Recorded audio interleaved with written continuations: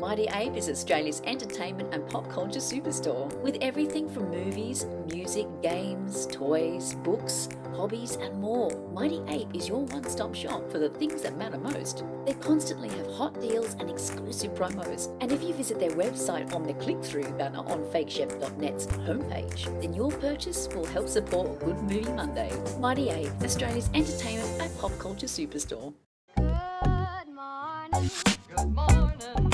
Good morning. Morning. Good morning. Good morning. You mean to wish me a good morning? What do you mean that it is a good morning whether I want it or not? Please go away. Let me speak for the love of God. Good morning, everyone. How the heck are ya? This is Good Movie Monday, the weekly podcast presented by fakeshemp.net. My name is Glenn Cochran, the host of this unruly concoction, and down the line over there, as if he were here in person, is your co-host, Ben Helwig. G'day, Ben. How are you, mate? I'm good, mate. How are you? Not too bad. Ready for another exciting episode? Oh, you know me. I wait all week for this, and then I listen to it back the minute it goes up. I listen to it back and zone in on all my mistakes and cringe and just hope no one picks them up. Luckily, so far, no one has. Hey, we don't make mistakes here, mate. No, that's right. That's right. No, like I didn't make one last week at all. No, we all fight for love.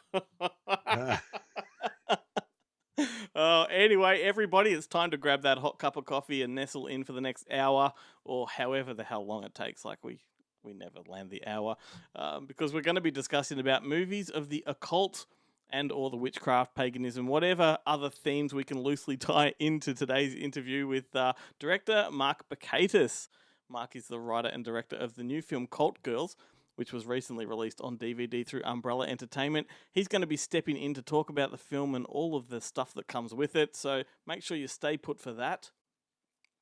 Jarrett, Guillermo, Adam, and the Bonehead Weekly guys are also going to be along to pick apart the week that was.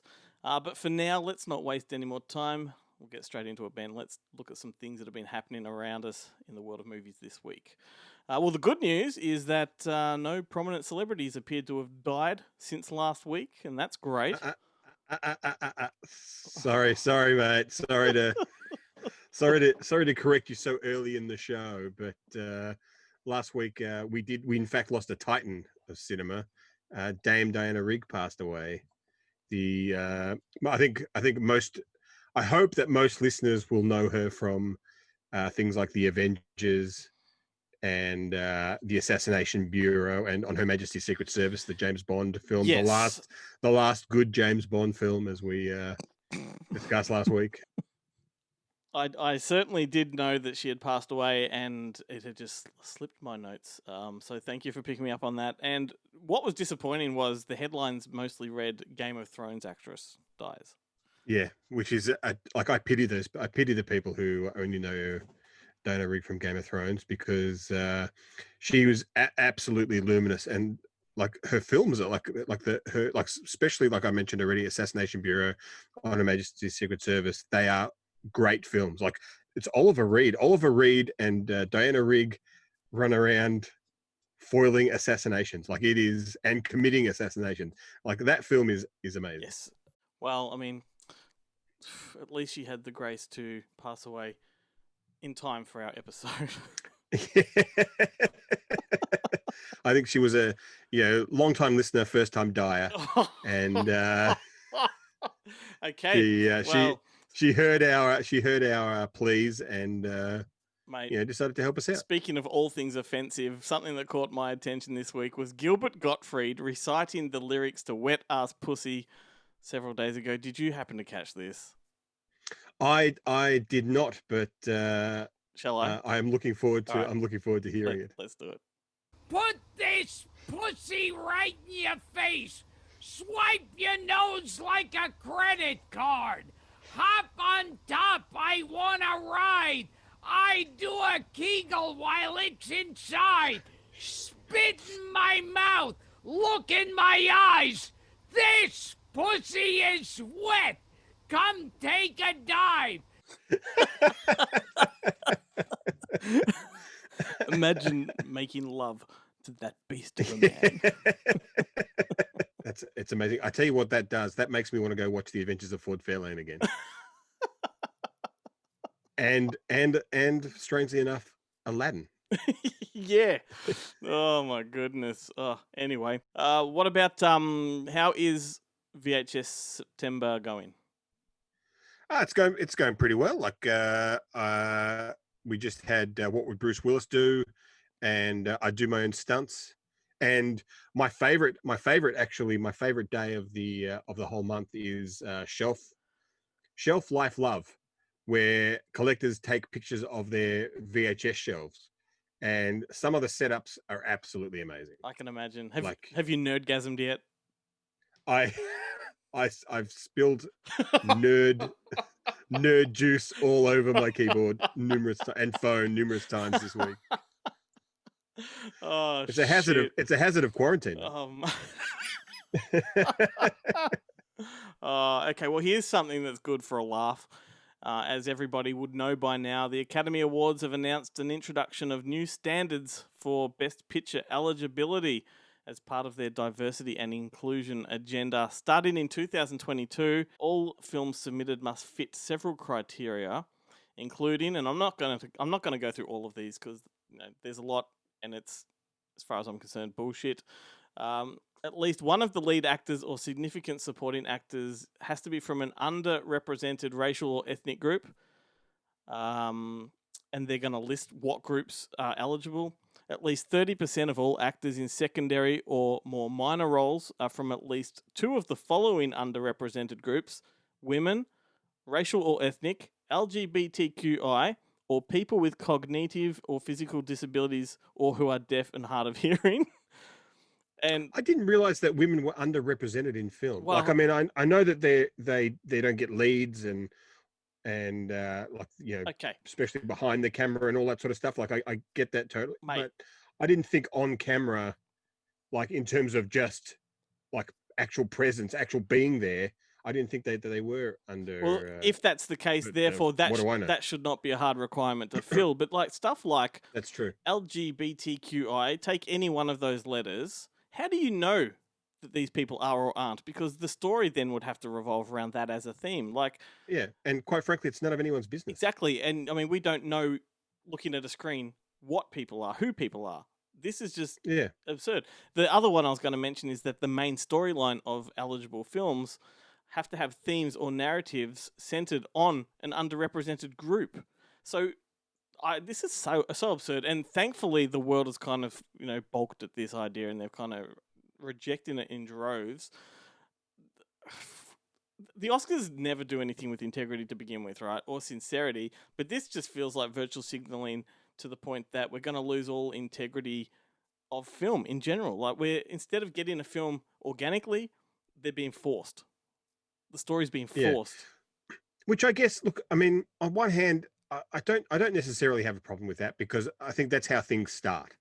Like, you lay that groundwork until it becomes just a given, and then it no longer doesn't even need to be said anymore, because it's just part of the culture.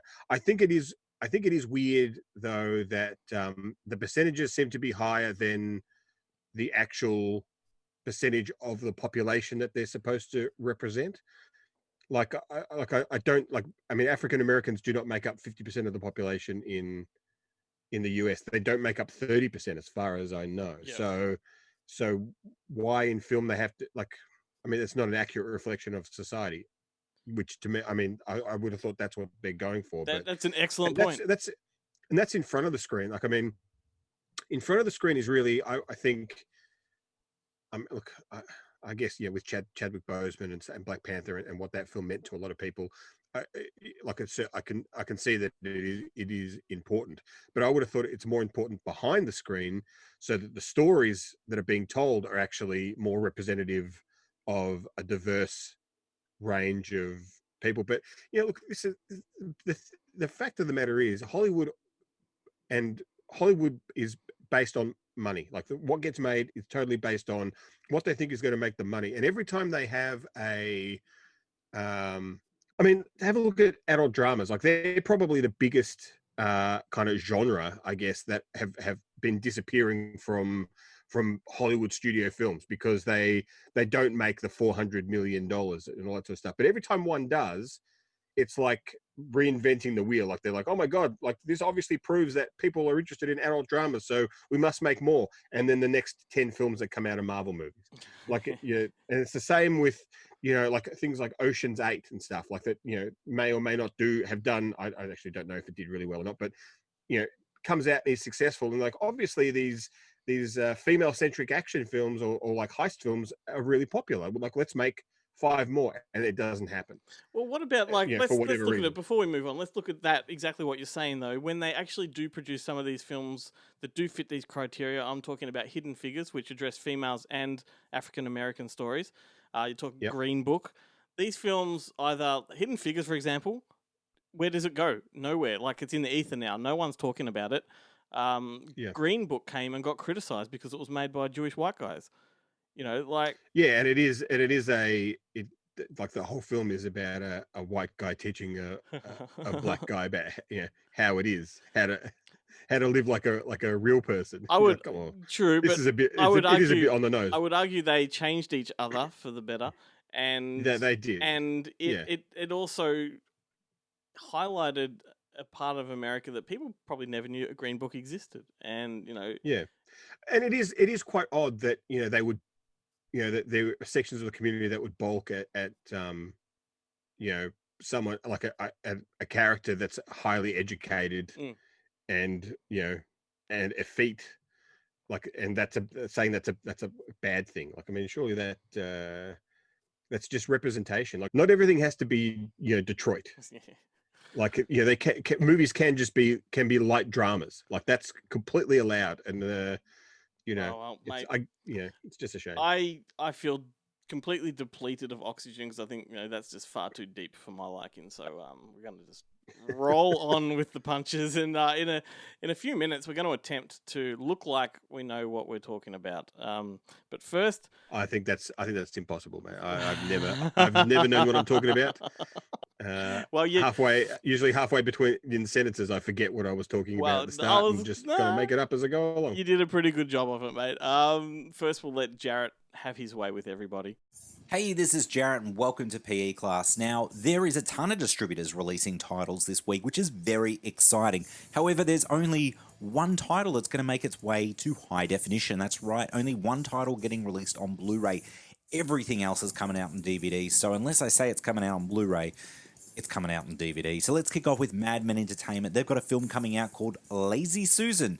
Now, this is co-written and starring Sean Hayes of Will and Grace fame. You'll know him. He played Jack in Will and Grace. Now, Sean Hayes plays the titular character in this one, and it's a comedy about a woman on the edge with nowhere to go. That's correct. Sean Hayes is playing a lady in this movie. Woke Hollywood would be so angry. No.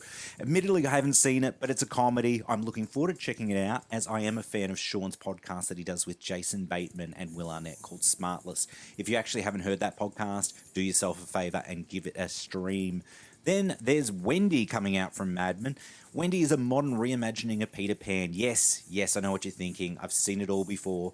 But you haven't quite seen it like this. This is a very moody, more atmospheric piece than it is a simple sort of reimagining as such. And it's from the director of Beasts of the Southern Wild. So that probably gives you a bit of an indication as what to expect. Then Eagle Entertainment, they're releasing quite a few releases this week, but I will only talk about one release specifically, and that is Satanic Panic. It's directed by Chelsea Stardust, and this is one of the Fangoria Presents titles. We played it at Monsterfest around Australia last year. It's fun and funny. It's about a cult, and it has a very sleazy Jerry O'Connell in it, so I definitely recommend checking that one out. Then also out from Eagle are Pay Dirt, Arthur and Merlin, A Dark Place, and a title called Horse Camp. It's got a tagline that says, a love tale. Tail as in horse's tail. And on the artwork, it features a girl blowing a kiss at a horse. Now, this is the G-rated cut. Of course, the R-rated cut has the girl blowing... Well, you get the idea. Anyway, last distributor putting things out this week that is new is Roadshow, and they've got Scoob coming out on DVD and Blu-ray. That's correct. The only title getting a Blu-ray release this week is effectively a kids' film. It's a modern animated Scooby-Doo feature, and it was another casualty of COVID-19. Obviously, all the cinemas shut down, so it ended up debuting on premium VOD ahead of this week's physical release. So that's the only title that's getting a Blu-ray release this week. Then the only other distributor releasing titles this week is Universal Sony, and everything they're putting out are just reissues of old Paramount and DreamWorks catalog DVDs. So everything from Election and Drop Zone, Escape from LA, Disturbia, Kiss the Girls, Pay Dirt, Galaxy Quest, Event Horizon. You get the idea. So anyway, that's it for me for this week. Until next time, stay physical. Within each of us, there is a thin line People are dying here. I want to know why. between reality and illusion. Are you ready for my wisdom? What's going on here? Harry D'Amour is about to cross that line. I've got so much power to give you. All you have to do is beg. Geez, Ben, this is going to be interesting. Neither of us really know what we're doing here, so no doubt we're going to look like a couple of buffoons. When I pitched this idea of talking about occult films as a topic, Ben said that he didn't really have much knowledge to contribute, to which I replied, neither do I. So here we go. We're not going to pull the rug over your eyes here. We have fuck all knowledge, to be honest with you. Occult movies, we know some, we like some. But I doubt that either one of us could really go deep on the themes or historical aspects of any of them. Would you say that's about right? Yeah, that's probably true. I mean, for me, that's probably true for most film genres. But are we talking occult or cult? Occult. So we're talking devil worship, paganism, folk horror. So maybe what we'll do, maybe I'll just reel off a few titles and just see if any of them stick. All right. But firstly, when it comes to like occult movies or folk horror, what comes to your mind? Well, the first thing that comes to my mind is probably Wicker Man. Yeah. That's the kind of big. I mean, that's folk horror, and Kill List, which is kind of very Wicker Man kind of esque. I also think of fantastic films like The Death Wheelers.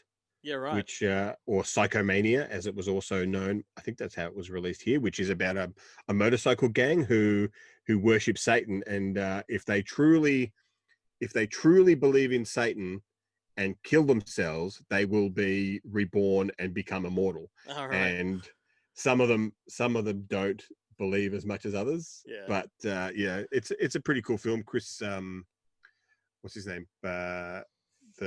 Chris Sanders is Christopher Sanders, I think. George Sanders, the one that's not the head of KFC, is in it. He's an old butler in it. But it's got a great soundtrack to it. It's a really great film. Do you remember Virgin Witch? Oh, I do remember it, not from seeing it. I remember it as just a title that was in my sort of knowledge. Because as from memory, it came out here on video under that Redemption label, where they put out things like Sadist Erotica and Vicious Lips, not Vicious Lips, Kiss Me Monster and all that kind of stuff. They were like, I think it was the kind of precursor to Severin. Gotcha. In the States. And Virgin Witch had this great, it was like these two sisters who were models get hired for this gig by the modeling booker agent is this really kind of disgusting pervy lesbian who is also the talent scout for this Satanistic cult that sacrifice. Obviously they don't sacrifice virgins, because this movie was made in kind of like the swinging 60s, and so the girls are anything like fairly promiscuous, but they invite them out to this mansion for a photo shoot, which but they actually want to sacrifice them to Satan. And look, another great one that I actually watched not too long ago is Race with the Devil. Have you seen that? I have not. With Warren Oates. It's got all great cast. It's Peter Fonda, Warren Oates, and Loretta Swit from MASH, who played Hot Lips in MASH, the TV series, not the movie. It was Sally Kellerman. And they're two couples. I can't for the life of me remember who the other partner is, but I think it's Warren Oates and Loretta Swit are together, and Peter Fonda and the other woman are together. And they rent it like this RV, and they go to travel across the countryside to do. They want to do some dirt bike riding and hunting and all that kind of stuff, and they run afoul in this caravan park. I believe they run afoul of these kind of cultists, kind of people, and they escape. Like they have this kind of like that's right. They witness they're camping one night and they witness this ritual where someone gets sacrificed, but they get spotted. And so they take off. Yep. And they literally leave the state. They travel across a couple of states, but all the way they are dogged by these cult members. And it's not just from behind, like the people are coming to meet them from in front. They stop at gas stations that are actually run by the cult. Like it's this massive conspiracy. It is an awesome film. Sounds Definitely worth sounds a checking bit out. like fractions of Dr. Sleep. I wouldn't know. I don't watch new movies, man. Oh, fair enough. Some of the movies that would, like, if you were to ask me, what I would think of occult movies, the ones that. Hey, Glenn, what do you think is a cult movie? That was lame. Okay, so the ones I would come up with without having to, consult Google would be obviously Haxan, Witchcraft Through the Ages, which I think is a stunning film from 1922 or something like that. Quite often pops up with like live compositions with DJs and things doing a new score. Obviously, The Craft, Ninth Gate, Rosemary's Baby, Neon Demon, Warlock. I think Warlock is one that sort of what a great film. Really What two great films. Warlock 2 is stunning, my friend. Yeah. I still haven't seen Warlock 3 Armageddon. Is it Warlock 3 Armageddon? No, that's number 2. Two is Armageddon. Yeah. Number 3 is Age of Innocence. But I didn't like it when they replaced Julian Sands with Bruce Payne. I know. I think I mentioned this a couple of weeks ago. We did a podcast on the trilogy, and the three of us, myself, Jared, and Sean, watched all 3. And by the time 3 came around, mate, it was a slog. Like number 1 and 2, love it. Number 3, whew, my goodness. I think like Bruce Payne has made a career out of playing like Julian Sands had a pretty decent career in like British kind of period dramas and stuff before. Yep. Started playing weird, creepy albino villains in things. Yep. Bruce Payne, I think that's pretty much all this guy is. Like, you need a creepy villain, Bruce Payne's your man. You know what other ones I kind of like? I like Argento's Three Mothers trilogy. I think they're really good films for the occult. I think I've only seen 2 of them. I don't think I've seen the third. The third one's Mother of Tears. Yeah, I haven't seen that. More recent. It's obviously the lesser of the 3, but I think they're all pretty strong. Yeah. Late last week, I watched Brian Usner's Faust, Love of the Damned. Like, this is a total B movie, but goddamn, it appreciated so well. I have watched it a few times over the years, but damn, it's way ahead of its time, and it's really grotesque, and it's all about the occult. So it's about a guy. It's very similar to Spawn, and what's the other one that Drive Angry, where guy sells his soul to the devil and becomes like a vengeful sort of action comic book hero. But when Brian Usner loves his body horror and he gets into orgies and all that kind of stuff. Shuntings. This one has that to boot, man. I love it. I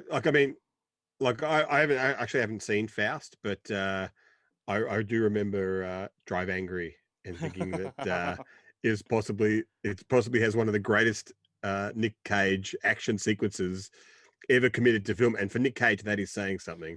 But that scene where he's having sex with a girl from NYPD Blue, and then the demons come in and he's killing dudes left and right and center, and he's still having sex with while still she's still connected to him. Drive Angry is really good. Like, it's who was it? Was it Patrick Lussier? I think directed that one, if I'm not mistaken. Well, anyway, no, I've got no idea. That movie is not a director. Yeah, the director of that film wasn't necessarily that important. Well, it's the guy it's the guy that made My Bloody Valentine, the remake. And amazingly, that's the one that has the 3D full frontal nudity scene. Where you're like, maybe I'm wrong. Maybe it is a director's thing. Like, I need to find out what other weird shit this guy has made. What's going on, everybody? It's Guillermo here again from ScreenRealm.com. Happy to be back on another episode of Good Movie Monday. Let's talk a little bit about what we've covered on the website in the past week. Starting off with the Academy of Motion Pictures Arts and Sciences, announcing a pretty big change up when it comes to what boxes films will have to tick off to even be considered for the Best Picture Oscar. New representation and inclusion standards are being put forth as part of the Academy Awards 2025 Academy Aperture Initiative. Starting from the Academy Awards in 2024, a feature film must have met 2 or 4 standards to be deemed eligible for Best Picture consideration.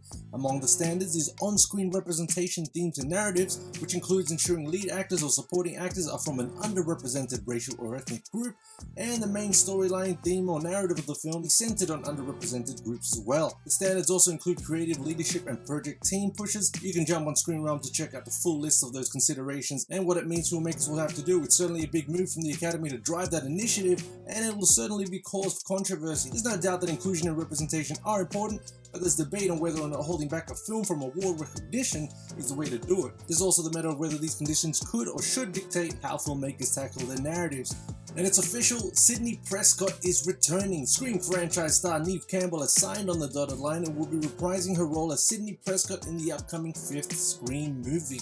Neve Campbell will be joining previously announced returning castmates David Arquette and Courtney Cox, as well as a number of new faces including Jack Quaid, Melissa Barrera, and Dylan Minnette. Scream 5 is scheduled to open in Australian cinemas on January 13th and US cinemas on January 14th, 2022. And before he takes Tom Cruise literally into space, director Doug Liman will be undertaking something a little more down to earth. Doug Liman, known for Edge of Tomorrow, Mr. and Mrs. Smith, The Bourne Identity, and the upcoming Tom Cruise in actual space movie, will be at the helm of Lockdown, a heist movie / romantic comedy to be led by Oscar winner Anne Hathaway. The film will be set against the backdrop of the pandemic lockdown, and the screenplay comes from Stephen Knight, whose credits include Eastern Promises and Peaky Blinders. Expected to be made for under $10 million, the modest budget film will be shot in London from this September. There are a number of key roles, although no other cast members have been announced. Deadline reports that Cillian Murphy could be in talks, although it points out that that's far from a sure thing at this time. It hasn't even come out yet, but Netflix is showing strong confidence with what Zack Snyder has in store with Army of the Dead. Snyder's upcoming Dave Bautista starring zombie action heist film set to hit Netflix in 2021 is already spawning a prequel movie and an anime series, with Snyder producing the former and executive producing the latter. In case you hadn't heard of it, Army of the Dead will follow a group of mercenaries as they attempt to pull off the greatest heist ever attempted. The heist will take place in Las Vegas, and of course it's a world covered by zombies. So the Army of the Dead Scream universe is officially on the way. We had a couple of reviews go up in the past week. One for Buffaloed, a money-focused comedy starring Zoe Dutch and Jai Courtney. John Noonan reviewed that one, enjoying the film's energy and in particular Zoe Dutch's great performance. He gave it 3.5 out of 5 stars. We also had Glenn review Netflix sequel The Babysitter Killer Queen. He really enjoyed the first film, as did I. Unfortunately, this sequel sucks. He gave it 1.5 stars out of 5. Jump on Screen Realm to check out that review. We also have a new movie giveaway up right now. This one for horror comedy Satanic Panic, which Eagle Entertainment releases in Australia on September 16th. So jump on the website to enter and be sure to check out the trailer if you haven't. It's a fun little horror film. That's it for me, guys. Thanks so much for having me once again. Catch you next week. Anyway, Ben, continuing our conversation, I like to think that I've heard of a lot of occult films, even if I haven't seen them, because there are loads of titles I recognize, perhaps haven't seen. But when you go digging, there is so much out there, so many obscure titles. So I'm going to reel off a few that I haven't seen, but they're names that pop up every now and then. You probably own a lot of these. I don't know. Have you? What about Satan's Slave, 1976?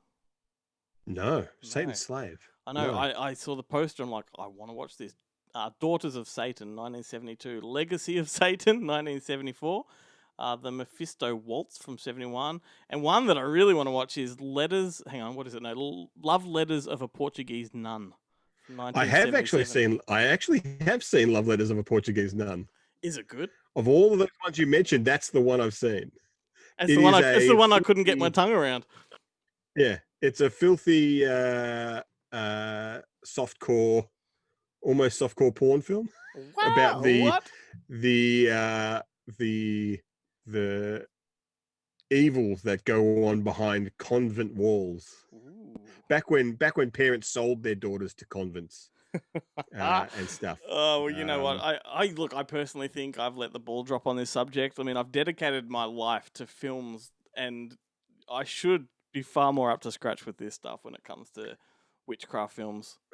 Well, I mean, the funny thing is, like, we've both seen a lot of them. I've seen a lot of them, but I never really thought of them as kind of a cult film. Like we talked about Spellbinder a couple of weeks ago. After the passing of Kelly Preston, and that's definitely a kind of a cult and a cult film. Um, you know, and they're interwoven even into a lot of kids films and stuff. There's a lot of kind of occult elements and stuff. But it's not a genre that I've actually like sat down and gone, I want to watch. There's a checklist of all these occult films I want to see. Like they're just like that's not the reason why I want to see them. Like stuff like The Invitation, could kind of pass. 1BR. I mean, I guess these are more cult films rather than occult films. Hey, I'm glad you said 1BR because we should probably let listeners know that the director of that film, David Marmor, is going to be on the show in a few weeks' time. So anyway, as you were. That would be a good listen because that was one of my favorite films that came out of Monster Fest last year. Yeah, it's a good one. It's a good contained kind of paranoia filled cult film. Yeah, like really good stuff. Hey, I just thought what's the name of it? There's something I wanted to ask you about. Witchcraft films. Oh, that's it. Witchcraft. The Witchcraft series. Witchcraft. Oh, with Julie Strain. Yes. That one. Do you own any of these? I think I don't have a Witchcraft. I've got a witch board. I've got a witch board film. But not a Witchcraft. Witchcraft has, I think, 16 installments. Yes. And I think for the most part, maybe aside from 3 of them, they all have the same character link in them. So it's not like they're exactly standalone films. It actually is a character narrative going through all, at least 13 of them. Yeah, and I think they're made on budgets of like $70 to $80 a film. Surely the first one wasn't, like 1988. That was quite a video release, if I'm not mistaken. Yeah, but they're still. I mean, like, aren't they kind of? I keep forgetting. I need to quickly have a look it up. But are they Dave Sterling films? They might be. Dave Sterling. How's this for irony? What we were just talking about a minute ago. The most recent Witchcraft is Witchcraft 16, Hollywood Coven. Hollywood Coven. Yeah. What a great. And that would have been 2016, around about the time American Horror Story did their Coven series. The Coven series. Well, actually, I mean, Hollywood Covens, speaking of which, did you see Satanic Panic? No, but it's on everyone's lips at the moment.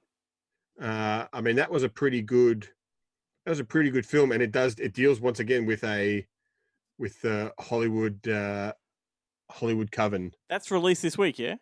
I think it has been picked up. It definitely has been picked up locally by, I think, Eagle, maybe.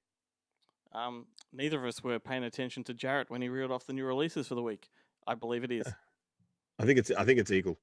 I was too busy listening to horses for some reason. Yeah. But it's Rebecca Romaine and Jerry O'Connell gives the sleazy performance of a lifetime in Satanic Panic. Like, he is amazing. There's also a giant motorized strap-on dildo, as a kind of killing machine in it. There's some of my all-time favorite things in films is little kids being punched in the face. I thoroughly enjoy those scenes in it. I think Chelsea Stardust has done a pretty good job with that film, which I don't think it's her first film. I think she did have one prior, but I don't think she'd done anything for. I think it'd been a long time between drinks, so it was a definite a kind of discovery for us when we played it at Monster Fest last year, or the year last year, I think.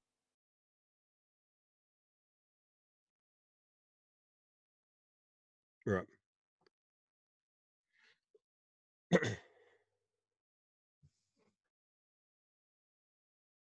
No, I only saw your comment in the chat.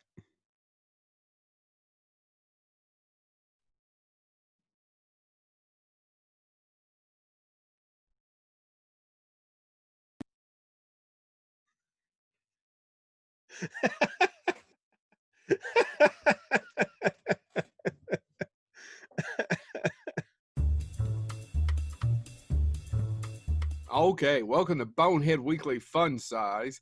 As I was trying to explain it to James, if you ever walked up and you wanted to meet a lady and you said, "Hi, I'm James Thomas, and I really like solar babies," that explains who I am. Wait, if he's James Thomas, who am I? Not Winston Babies. Churchill? You're the solar babies. It's Dr. Babies, sir. Dr. Baby? It's Dr. Solar Baby. Yes. I didn't spend 15 years getting this Solar doctor. Baby doctor school.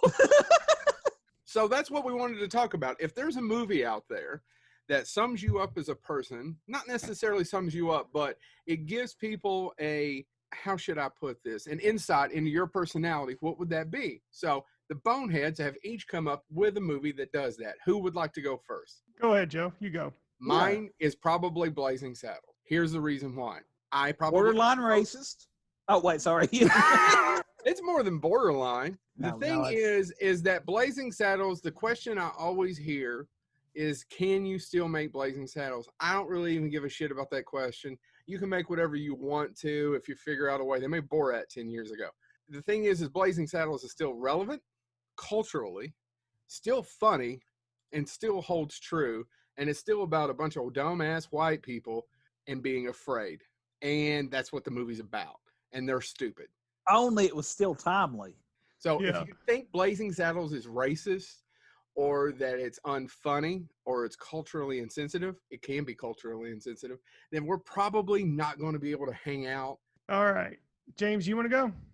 You know, I can go because actually I'm going to do this exactly the way Joe posed it, as if I was going, because oddly enough, when my wife, she didn't marry me before. I mean, we were just. No, she was married to another guy and you took her away. We made sure he was Tell dead. the story, James. I don't want to have to cut all this. No, so I actually had 3 movies. We were dating, and I have a big collection of movies. I still buy movies on Blu-ray and stuff. We said one. And I picked 3 films off my shelf because she goes, "Which of these should I watch?" And I gave her 3. Here's the 3: Seventh Seal, Red Violin, and Buffalo 66. There you go. That's how I introduced myself through films to my wife, because Buffalo 66 is about a screwed up relationship. I don't buy Red Violin. I ask her. Red Violin. I get it. I don't doubt that you didn't say it. I just don't know that I buy it sums you up. But keep going. Well, you can't play an instrument for shit. Red Violin. I don't give a shit what color it is. Red Violin, I think, is just a weird movie. I mean, it's got Samuel L. Jackson in it in a supporting role. And at the end of it, I mean, not to give it away, but who the violin ends up going to after you follow everything is really sweet. Yeah, and it's all about a drum set, so it's misleading. Chad. All right, so I was thinking when Joe came up with this topic, I was like, well, I'll pick one of the obvious choices of my movie loves, but I'm just like, no. When I thought about it more, I wanted to pick a movie that is goofy, absurd, and sometimes has a downright bizarre sense of humor. An extremely goofy movie. Yeah, and also much like Also, much like my sanity, pretty much out of print. I'm talking about 1993's Freaked. That's a good one. Alex Winter. Directed by Tom Stern and Alex Winter, who also stars. The movie tells the story of Ricky Coogan, a spoiled former child star who becomes a spokesperson for the evil Everything Except Shoes Corporation. And by the way, if you want to hear about child stars, Google Jackie Coogan sometime. Yeah. Fascinating story. Yeah, and it's a gag in the movie. But he's hired to sell a chemical called Zygrot 27. But anyway, while he's trying to do this, he stumbles upon a sideshow freak show, and he soon becomes a exhibit in the freak show. And it has Mr. T as the bearded lady, Bobcat Goldthwait as a man with a sock puppet for a head, and 2 Rastafarian eyeball security guards. I thought he was going to go with Who Framed Roger Rabbit. Yeah, no, I went with 1993's Freaked.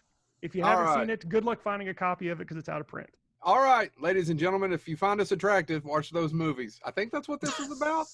Anyway, it's been Bonehead Weekly Fun Size. We're getting sued by those people that made that movie for their loss of sales. Thank you. It seems 3 years, or maybe 4. Someone drops dead whom I adore. You love someone, there will be grief. The kiss of death, lips of a thief. God damn it!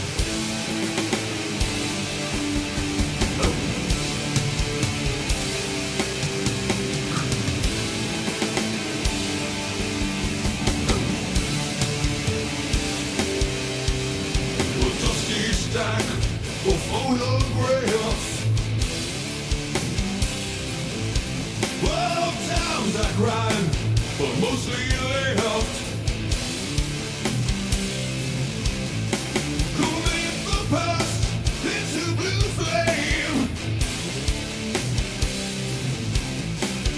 Acrid smoke and lonely shame. God damn it!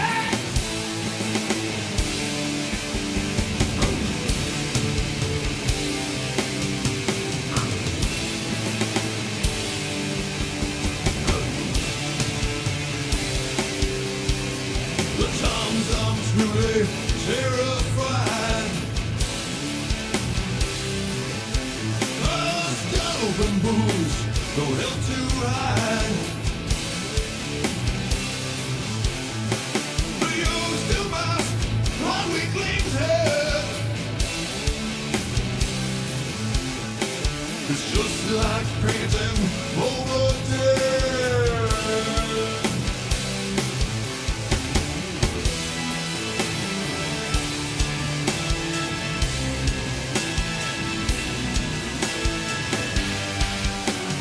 Everyone I love is dead.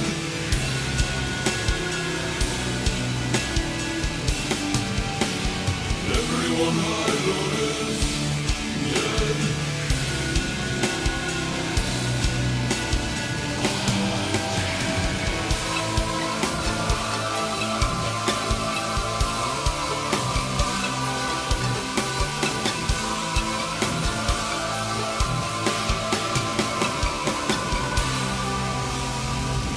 Life's a game I cannot win. Both good and bad must surely end. The mirror is on, please tell the truth. I love myself for hating you.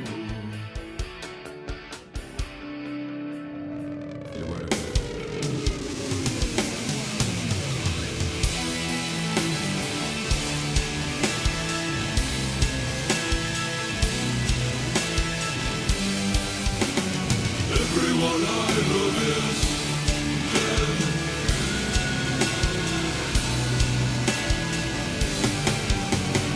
Everyone I love is dead.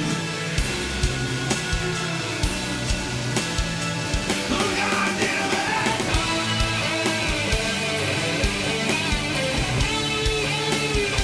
Oh, God damn it!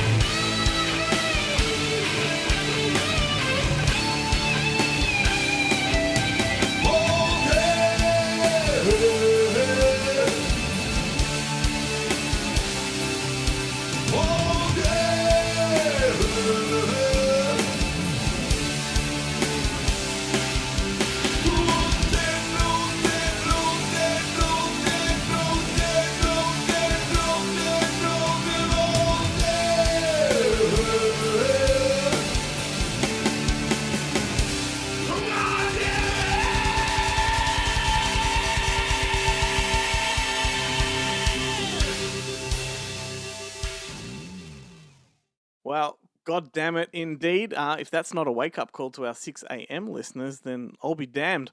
Speaking of damned, that song was Everyone I Love Is Dead by Typo Negative, taken from the soundtrack to Brian Usner's underrated comic book movie from the year 2000, Faust, Love of the Damned. And that song was pretty much my lousy attempt to segue to our special guest for this episode. I'm sure a lot of folks around Melbourne town know his work. Perhaps his latest film, Cult Girls, will introduce him to the rest of the world.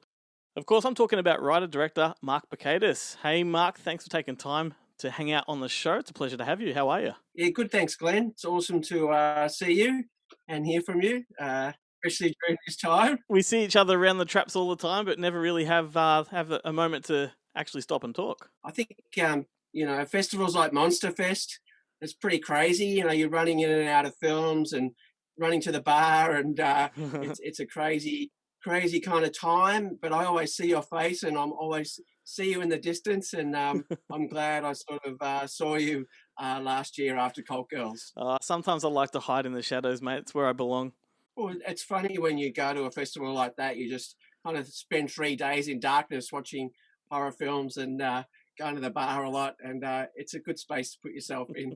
Sure is. Oh, so let's not waste any time. Cult Girls, mate. I'm a big fan. Congratulations on the release. Thank you.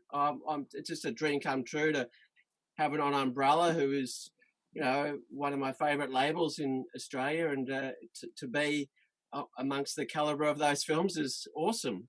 Definitely is. Like, there's no one better, and it's a perfect home for your film. So, and I saw the original film. I saw it on its original festival run, which I think was the world premiere. Take us back to that. Like, where did Cult Girls come from in the first place? Well, it was funny. We were looking at doing a documentary about that cult called The Family, obviously before someone else did it, and so we did a little bit of research about cults and started looking into all this sort of stuff. And I thought, geez, you'd have to be a psychiatrist or a psychologist to tackle a project like that and interview all the victims. And I thought, even if we got the green light, there's no way I'd be able to handle doing something like that, I think. I just don't have the temperament, probably. So then I started developing a script about a cult, and I had a chance to travel to Europe, to Lithuania and Germany. And I thought, well, let's try and base this film around some of my favorite 60s and 70s occult horror films, folk horror films, directors like Jean Rollin and Jess Franco. I was just very influenced by those films, Blood on Satan's Claw, obviously The Wicker Man, all those classics, and went from there, really, just very guerrilla style in Europe, and then came back, and it took a long time to just complete and get all the money and scrape it together. It was really a labour of love. We didn't have any funding, and it was great to have it finished and premiere at Monster Fest. Well, yeah, mate. I mean, I was going to ask you about that production, and where you shot it, but you've answered my question, which is awesome. But how long overall did it take from conception to release?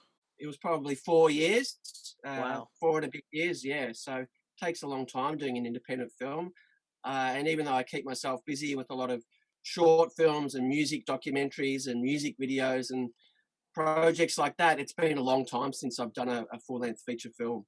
Well, yeah, I mean, I think 2000 was the last time you released a feature film, and I think it's safe to say that this one is obviously far bigger and much more ambitious, not to mention more accomplished. Yeah. And even though you've worked in film and video production throughout those years, was there anything about Cult Girls that caught you off guard or maybe provided valuable lessons moving forward?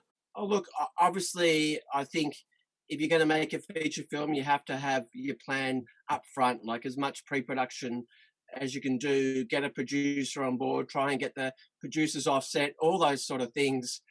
But we just rushed into it pretty blindly, and really, even though the footage we shot in Europe was so visually stunning, we had to build the rest of the story around what was already shot. So that sort of already caused a few restraints in a way.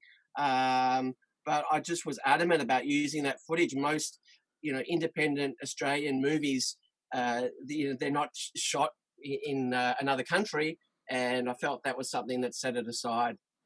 Absolutely, without a doubt. And as I think I stated in my review, it's a visceral delight. Like, it's like a delicacy, this film, and I just could not get enough of those juicy morsels of what you're putting on the screen. I didn't necessarily make a lot of sense of the narrative, if I'm honest with you, but that is the whole appeal to me, is that I can go back and watch it and get more from it every time I see it. Have you had that kind of response from people? Yeah, look, I think it divides people. I think especially, we were very lucky to finish the film in Los Angeles. Like, we were struggling to finish the film, and we had a couple of executive producers come on board, and I think they were trying to sort of make it more like an American genre film, or try and sort of make it a little bit more cliche. But it was too late to go back, and it had that European, very kind of symbolic sort of film.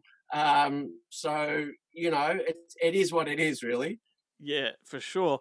And actually, now you just said that, it made me think that there's a lot in there that's very similar to, what's the music video director who made the Lords of Chaos?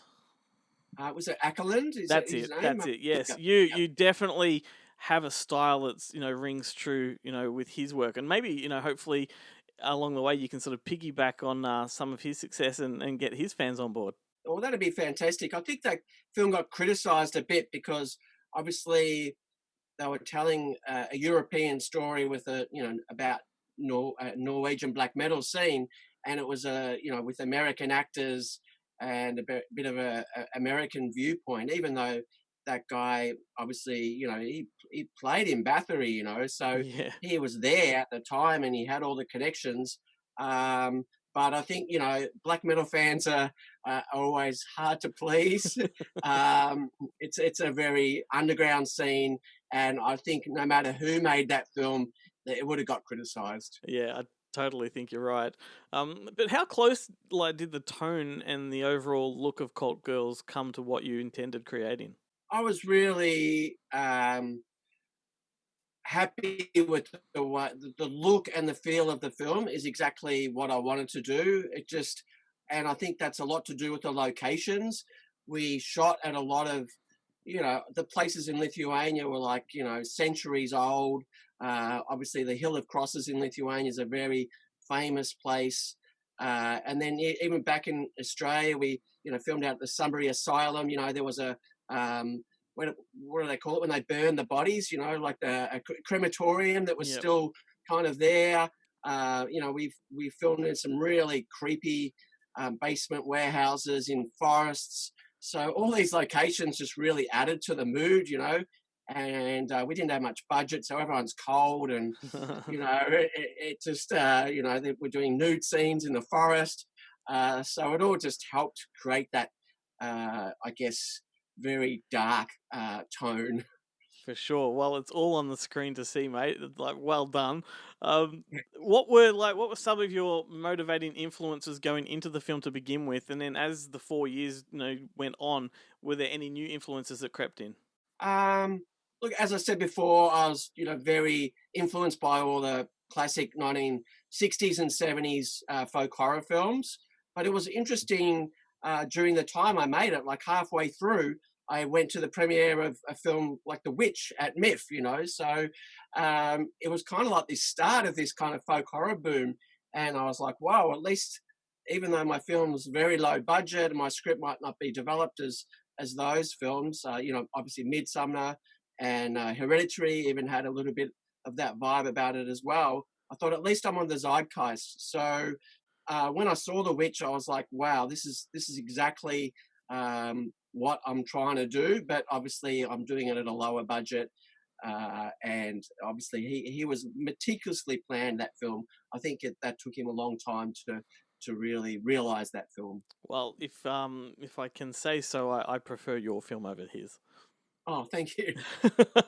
I think the thing I learnt from going to the States and seeing what other genre filmmakers do, you've got to have certain elements. Gore is one of them, practical effects, and with the budget, there was some of that which I couldn't really do. I would have liked to have done more in those areas, had a bit more gore and really good real sort of on-set effects. Yeah, no, totally. And well, look, you should be proud of the film. I mean, it's in the title, Cult. It's the stuff of cult cinema. So let's hope it does establish such a following. Do you plan on making any more features? And if so, like, what might we have to look forward to? Look, at the moment, I'm working with Umbrella on a musical documentary about the history of Melbourne and Australian record stores. So that's going to be the next project we tackle. I'd love to do another feature film, and the American executive producers were like, "Oh, you got to do a Cult Girls too." And I was just like, "I don't know if I'd have the energy, but we'll see what happens. We'll see if I can raise some funds and do so. I'd definitely love to do something in the horror genre again for sure." Oh, well, Cult Girls too. It could be like your it could be your Cult Girls could be your Evil Dead to Evil Dead 2. You know, it might be the stepping stone to something big. I had an idea about shooting in Chernobyl, and then when I was in LA, I saw the big billboard for the series, and I'm like, "Oh, there's that idea gone." Because before that series, you could pay extra and go in there. You know, obviously the radiation for short periods of time, and I thought, what about if I just shot my exteriors there and then came back to Australia and shot in some bunker or something? But that idea went out the window. Oh, mate. The series came out. We had somebody on the show a couple of weeks ago who is a paranormal investigator and spent a lot of time in Chernobyl, and said that there's no place creepier on Earth in the daytime. I would love to go there. That sounds a bit weird, but I'd love to see that space. As would I. Well, as I said at the top of the show, we have copies of Cult Girls to give away, thanks to Umbrella Entertainment. So keep listening because we're going to be telling you how to win those in a few minutes' time. But Mark, thanks for taking the time to drop in, mate. It's been rad talking with you. Let's hope the film keeps kicking some serious ass. Thanks, Glenn. Thanks for having me. Hey guys, it's Adam here from Adam's Just Seen with another Good Movie Monday recommendation. Now, I don't know what's been going on with me lately, but I have been recommending movies that are not genres that I would normally align myself with. So this week I am coming at you with another Western. Yes, I know, a Western. This one is Open Range. Now, this show is called Good Movie Recommendation, and that's what I'm doing. I'm recommending a good movie to you that you probably missed. I watched Unforgiven a couple of weeks ago and it got me red hot. It got me back onto the Western train, and I remembered this one. And the reason why I remembered this one is this one has arguably, well, inarguably, one of the best shootouts in movie history. This is a slow burn. It is a three-piece. Kevin Costner is front and center of this movie, so you know he is the star and he is the director. And he's offered amazing support here by Robert Duvall, who is just synonymous with westerns, with Lonesome Dove and stuff like that. And Annette Bening here is fantastic. This movie is about grazers, people that are moving their cattle, and basically the grass is free and their cows are allowed to eat. Until someone, played here by Michael Gambon, with real Irish relish, decides that they're not allowed to do that and beats up some of their men. And it leads to an encounter, as I mentioned, that just is absolutely rock and roll. So you might go, okay, like this is a 2-hour, 20-minute movie. When is this really going to kick off? But just be patient, because when it kicks off so bad, and it just kicks an unholy amount of ass. And when Costner wants to be, he can be an excellent director. You just can go and revisit Dances with Wolves as well if you want to check that out. So I'm going to break trend here. I'm not going to give this one 5 stars. I'm going to give it 4. It's very, very good. I mean, it's got an excellent Duvall performance, which elevates basically any film. And as the title suggests, Open Range, the vistas in this movie are absolutely beautiful. And this movie is almost 20 years old. And what it has is that it has a natural beauty that Costner captures here. And it doesn't have that digital sheen. They're not trying to make things look bigger here. The world is big. And it's populated with vicious gunfights. Open Range, check it out.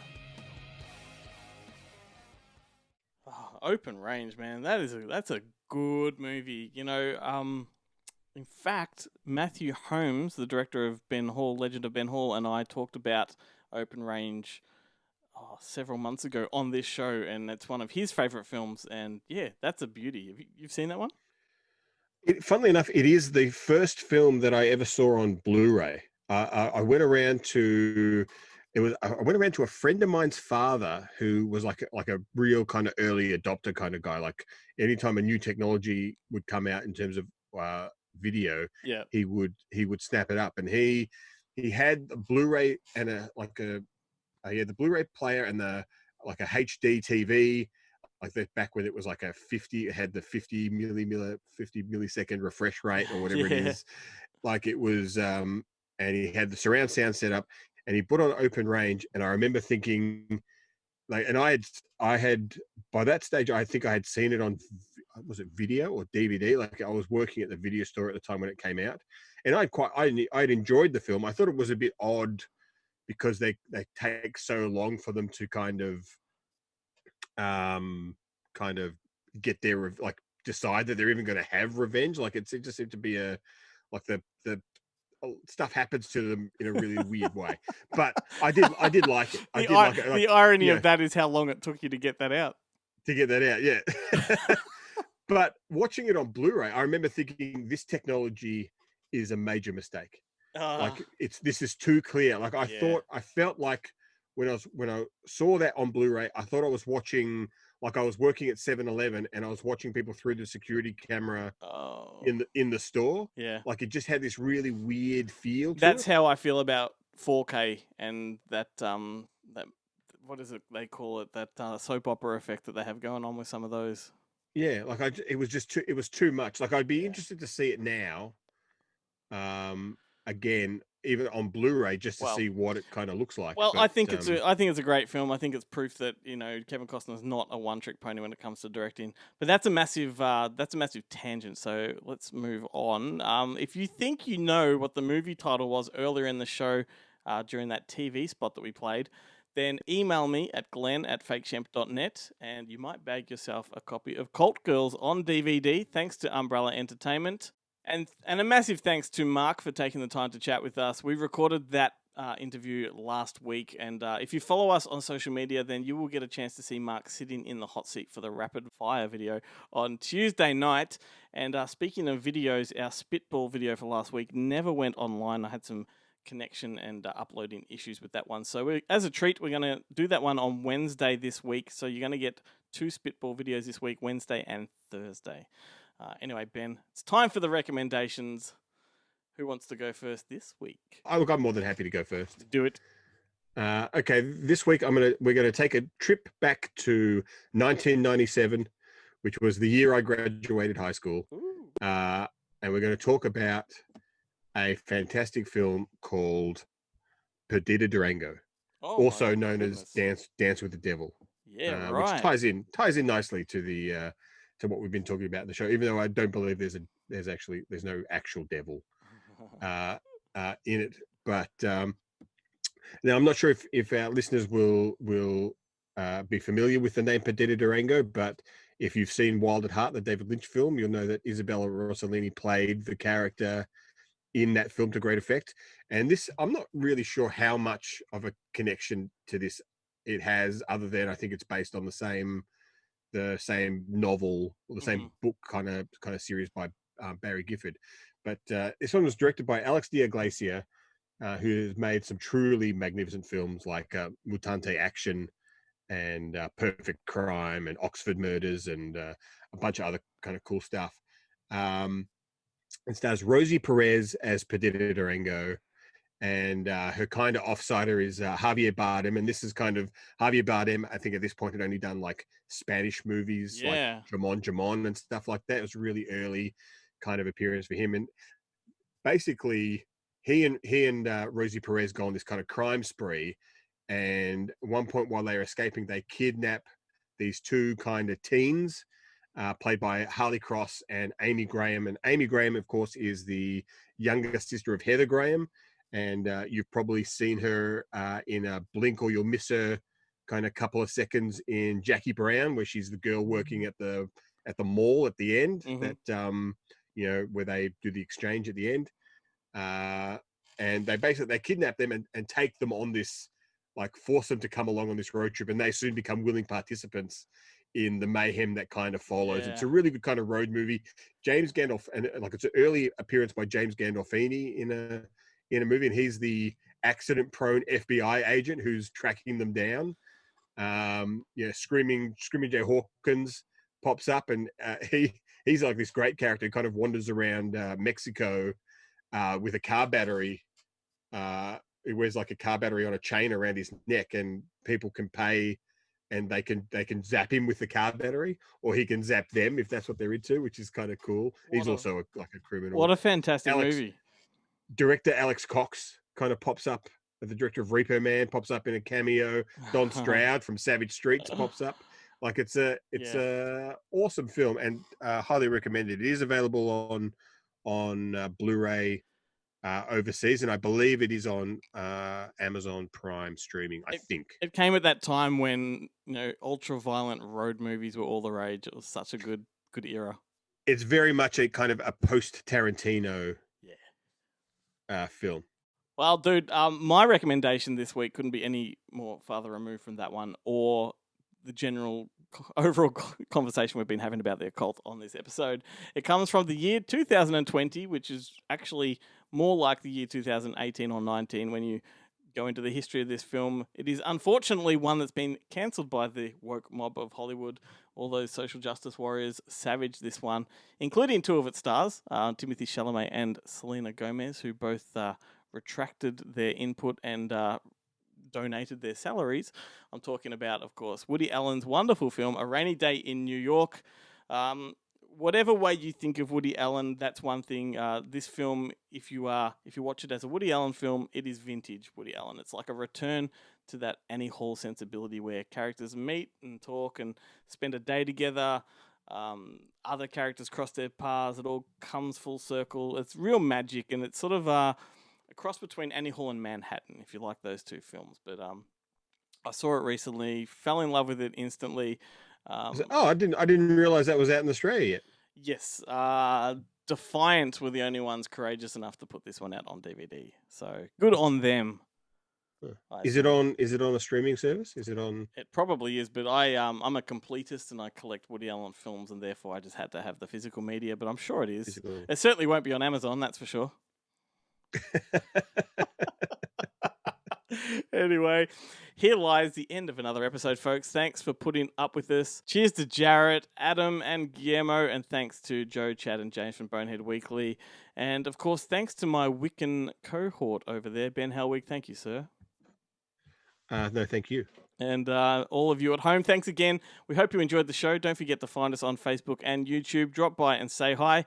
We're going to leave with another song from the Faust Love of the Damned soundtrack. This one's called Everything Is Untrue by Amen. Amen. Have a good one.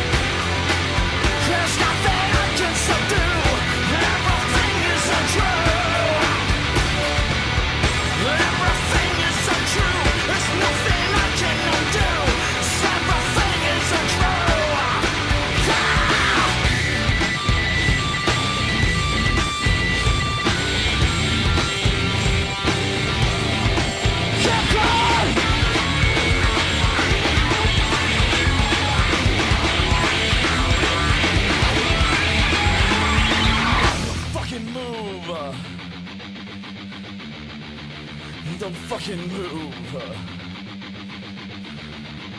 I just wanted to end